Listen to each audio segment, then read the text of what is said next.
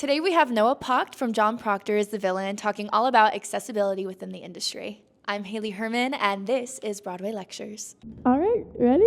Let's do it. Let's do it. Thank you so much for coming and joining Broadway Lectures. I want to know everything about you. I want to know who you are, what you've done, what you currently do, and then we'll get into our little topic. Sweet. Sweet. Thanks for having me. You're welcome. I'm so excited and honored to be here. My name is Noah Pacht, and I am an actor. I'm from Houston, Texas. Mm-hmm. I am currently in John Proctor's The Villain on Broadway.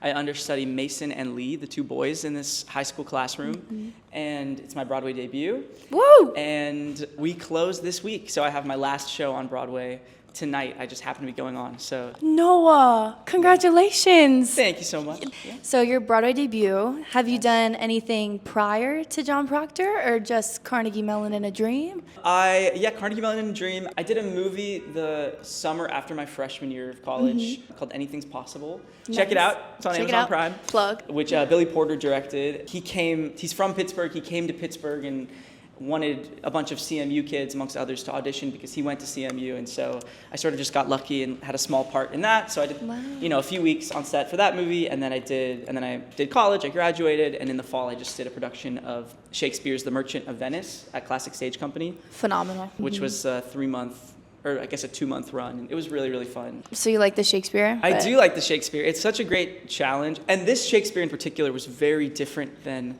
any Shakespeare I'd done, which is kind of one of the funny things about graduating from drama school, and then where you're given all these tools and you're taught all this really intense, like, okay, there's maybe sometimes a proper way to do things, and you need to go about learning the text this way, X, Y, and Z.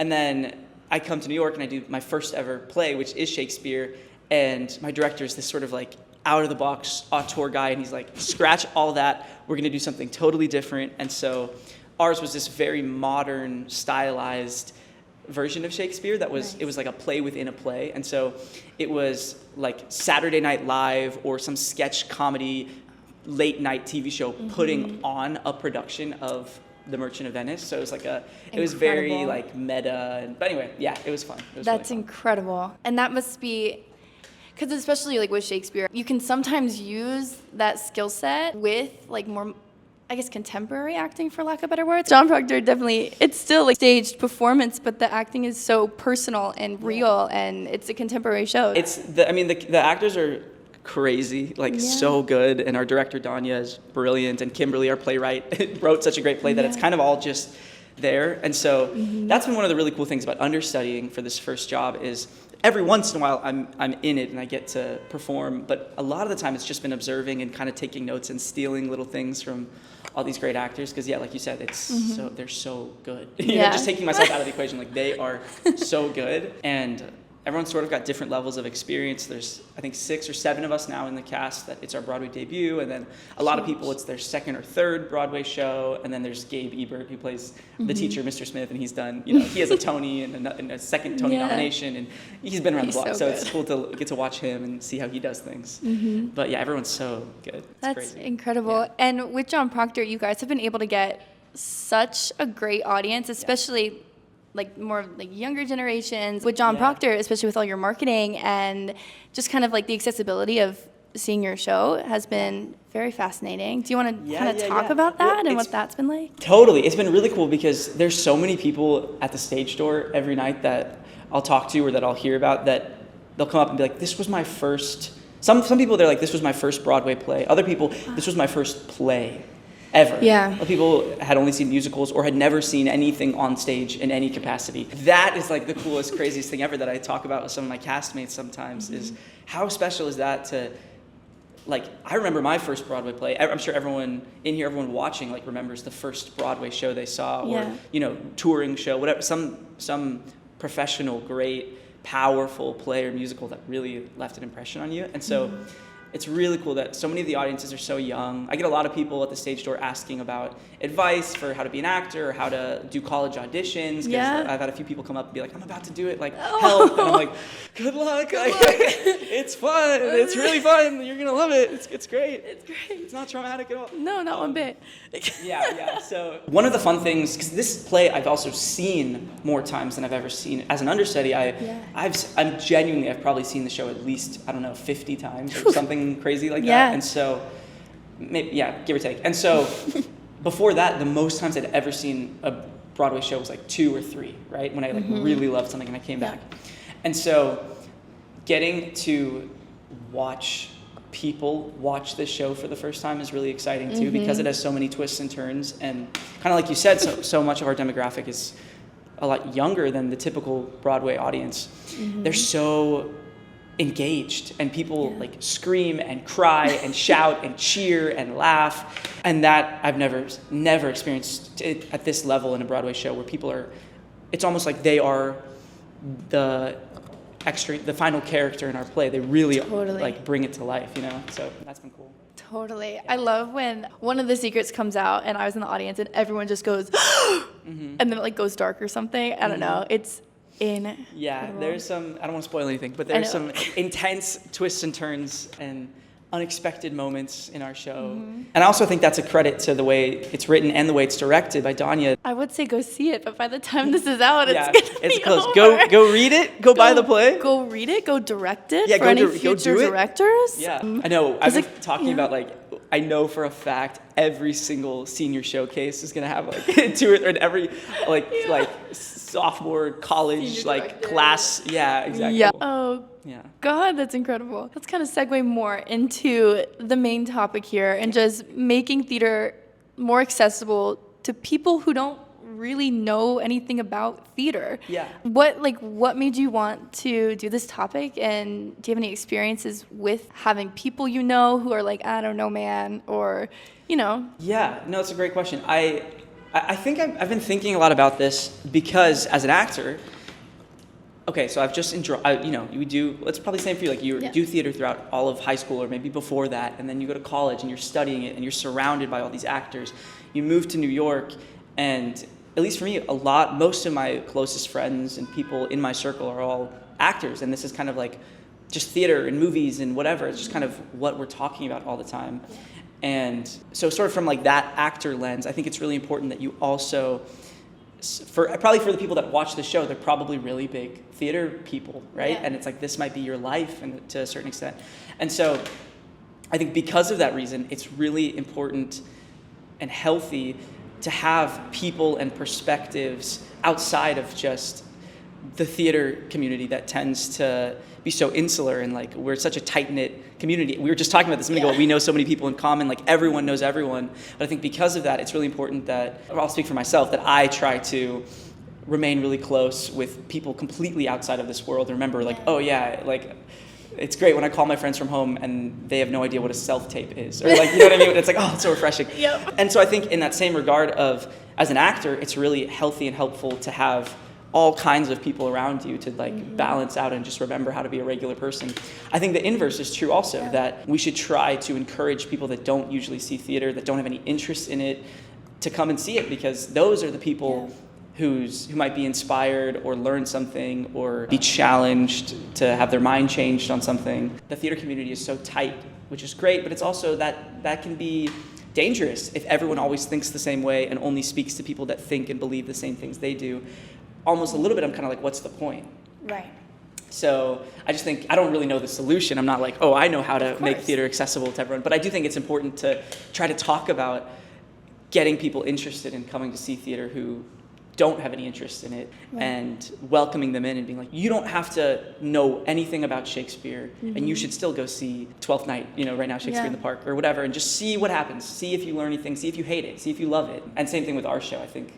Like you said, like our show sort of targets a younger demographic. Most of the people in it are Gen Z-ish, at least the characters. And so it's important to talk about why people should see theater that don't have any interest in theater, that have never seen it before. This is not their world. Because those are actually the people I think that are probably going to get the most out of it. Right. Well, especially in keeping the longevity of theater and the popularity of it, because sometimes, like, when it comes to opera or ballet, two beautiful art forms, but I feel there's a different, I mean, it's not like, you know, in like the 1800s, that was the thing you went to go do, and now it's like, that was the shit. Are you kidding? That was the thing, and now it's that thing of like musical theater is the thing, and it's the most popular that it's been in a long time too, but just keeping that is huge, especially now. I feel with social media, you mentioned like polarizing viewpoints and just like the stigma sometimes that can be behind like theater from people who don't know it as well. We do live, not to like get too political immediately, Please. but like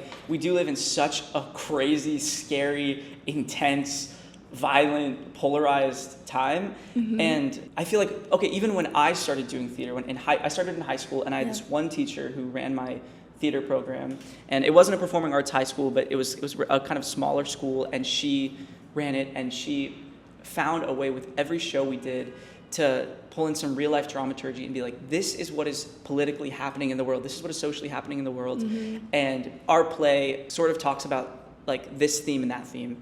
And it's really important that you guys remember, this is not just entertainment. It's not just getting up there and da-da-da-da-da, you know? Yeah. It can be that, and that is fun, and that's enjoyable. Like, that's why so many of us fall in love with it, and that's why so many audiences love seeing it.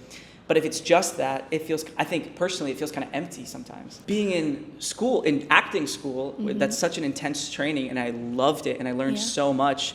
But I've been reckoning a lot with the fact that I felt these past 4 years felt so much about the how. How do I do this? Like technique, X, Y, Z, tool belt, how, which I really needed, and that's where I was. And now that I'm out of that chapter, it's been a lot of the why. Like, why this play? Why do we need to be talking about these stories? Why do we need to be challenging people in this way? And I personally find that when you have a clear why, the play itself becomes better. The people are impacted in a real way. And okay, actually, here's an anecdote from the play. We had a performance maybe like a week or 2 weeks ago.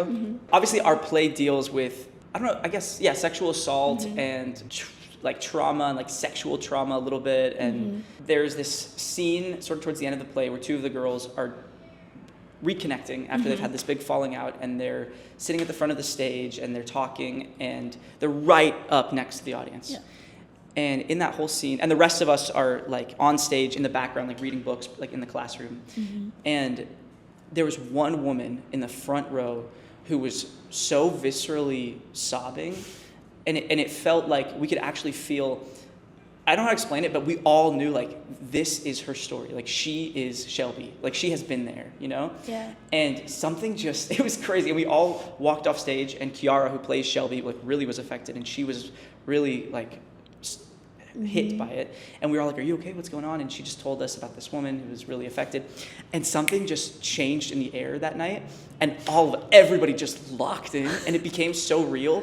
And it was truly the most magical, crazy night I've had in the theater in my life, where it felt like there's a shift from like, we're doing a play and this is important, this is good, and we want to do good work, whatever, to like, this is not about us, we are delivering a message, and we are like carrying this energy ball or something, and which sounds so like actory and pretentious, but it really felt like that in that moment of, this is a person, if it's everyone in the audience or if it's just this one person, this is a person who's really, really affected and impacted.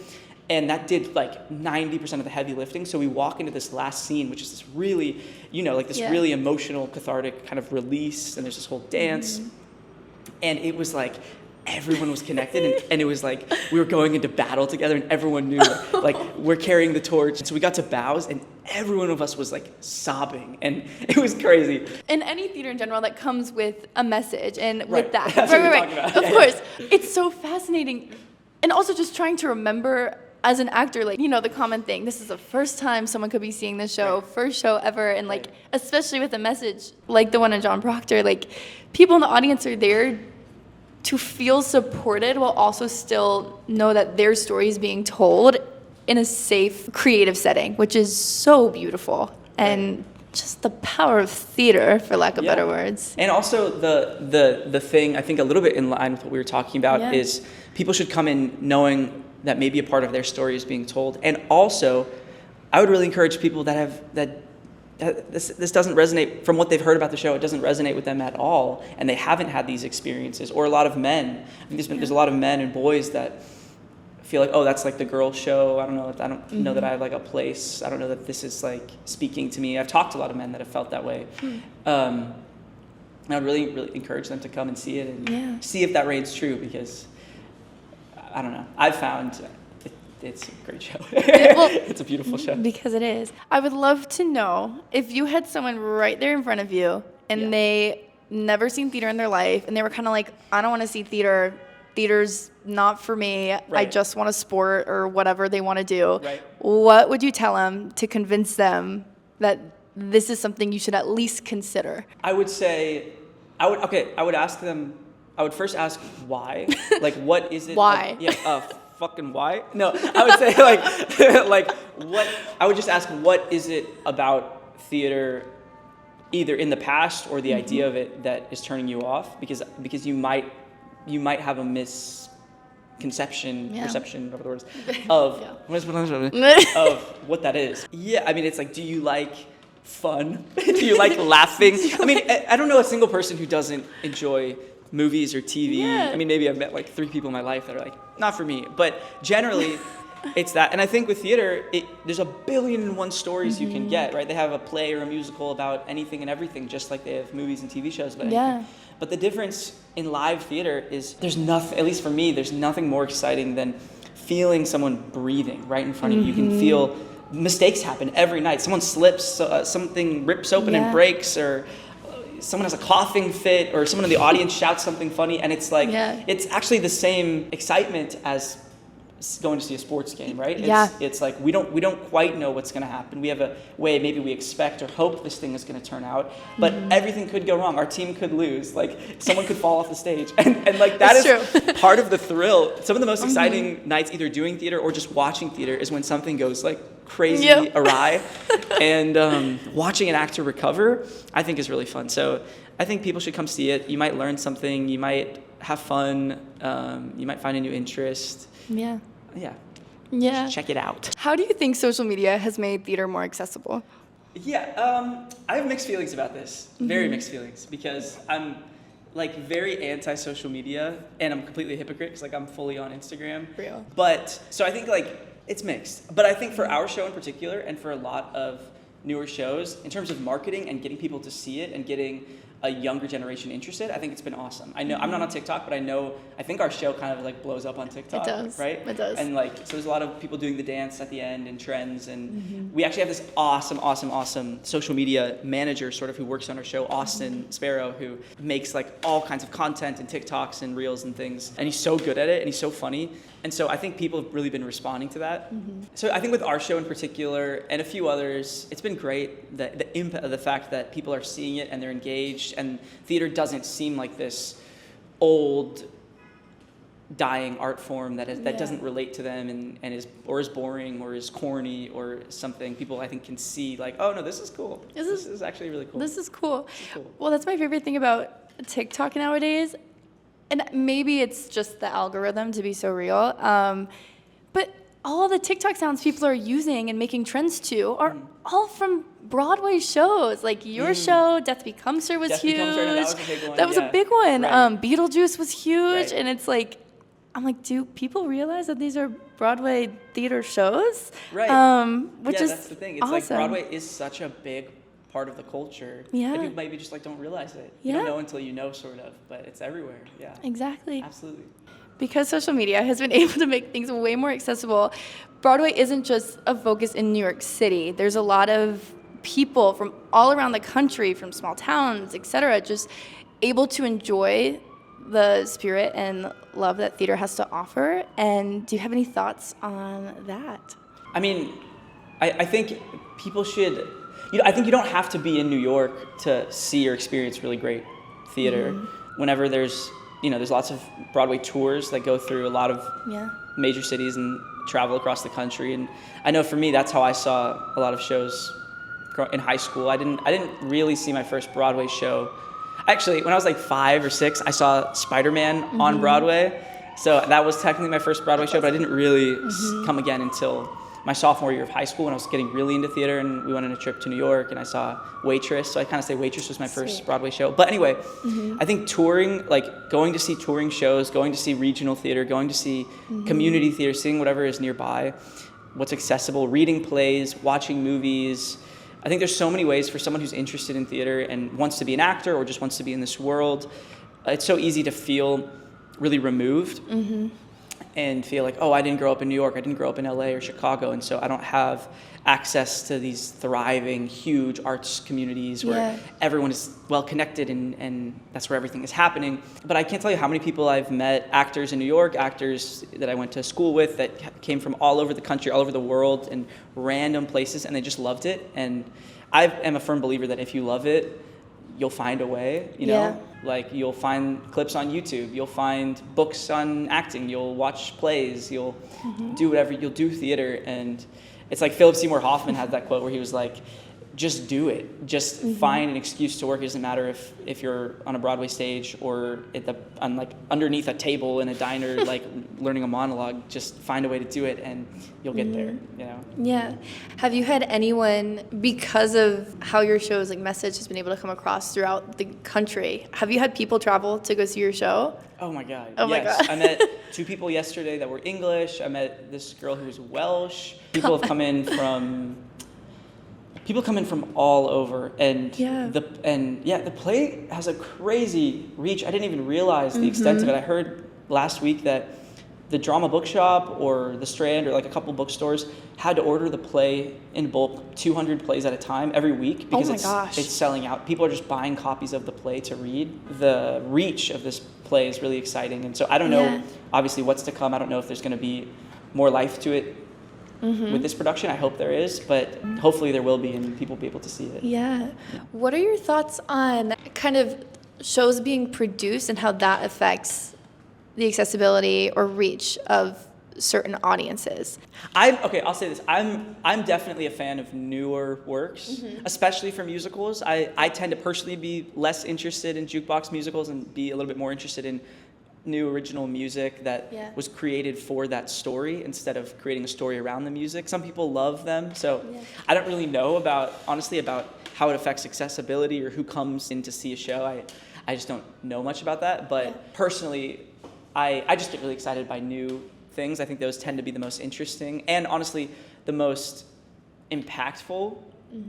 I think the reason jukebox musicals typically haven't really like viscerally hit me that much is because everyone knows the songs already, and so attaching a story to them feels a little like arbitrary, or it's like, why are we doing this? But I think when there's songs that are written for the story, it can be so much more impactful and effective because you're hearing it for the first time, so it is just one packaged thing, and you don't have any preconceptions, so you can ride the wave. It's like if you come in to see our play and you know some of the crazy twists and turns and spoilers, it's not going to have the same effect as if you just go in completely blind. And so I guess those are my takes on jukebox musicals. Love it.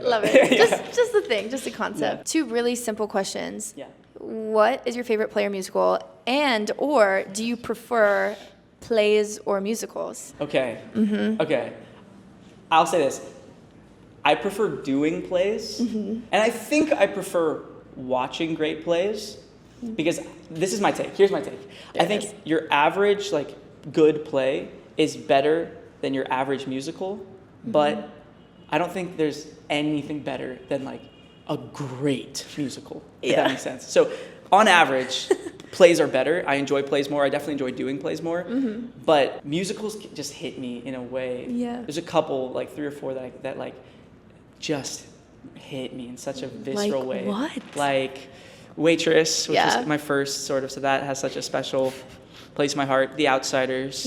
Those 2 have been like some of my favorites recently. I loved, I say actually because I feel like people kind of sleep on this, but I loved the Notebook musical a lot. Me too. I love the music. I thought it was great. It's so cliche, but I love Dear Evan Hansen. Like that came out when I was in high school, and I was really getting into theater, and so that was the first cast album I ever really listened to and learned all the songs to. And so I love Dogfight. I love Spring Awakening. So, I love to do any of these casting? shows. I have not done a musical in so long. Like I haven't done a musical since my This is my junior year of high school. Wow. Put me in one. Final thoughts, final Yes. closings, whether that's about your topic on accessibility, whether that's about anything new coming up, or the show, or your excitement about closing, or your sadness about closing. Any last words? I would say, okay, last words. This experience has been like the most amazing, exciting, challenging, this experience of doing John Proctor's The Villain. I've learned so much, I've met so many cool people, I've experienced so much.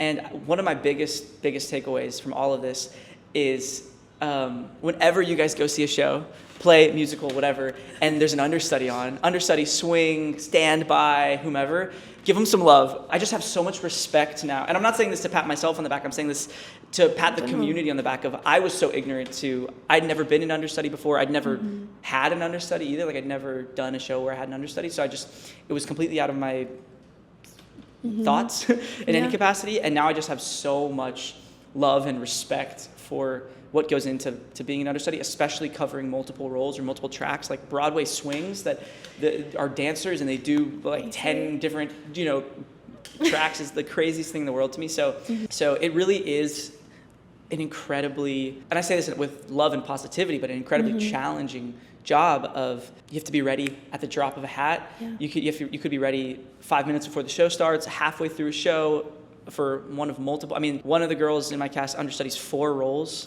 another 3 roles, another 2, I do 2. So yeah, just give your understudies some love because they're working really hard. Yes, we love understudies and swings. Well, thank you for joining Thanks Broadway for having me. Lectures. It was awesome. Hi, I'm Noah Pacht, and I'm in John Proctor's The Villain on Broadway, and this is Broadway Lectures.